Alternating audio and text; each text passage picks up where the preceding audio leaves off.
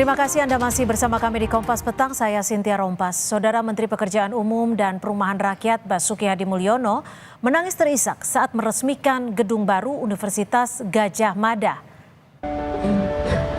Saya terima 50 tahun yang lalu. Saya itu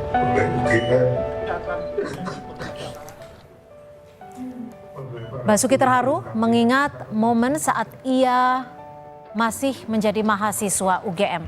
Basuki menyebut meskipun dengan fasilitas terbatas dulu, namun UGM menghasilkan alumni berprestasi.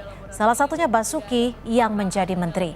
Oleh karena itu dengan renovasi gedung Stasiun Lapangan Geologi UGM yang dilengkapi berbagai fasilitas, Menteri PUPR berharap mahasiswa semakin termotivasi untuk meraih prestasi.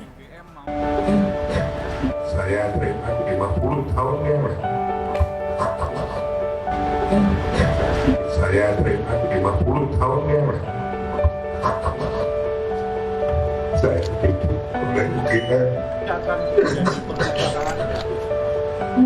oleh para guru-guru kami yang sekarang masih ada.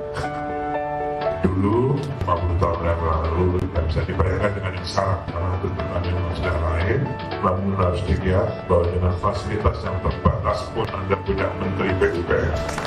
Dengan fasilitas yang lebih ini, saya ingin ke depan mahasiswa geologi khususnya dan Universitas Gadjah Mada menjadi lebih daripada apa yang dapat kita lakukan.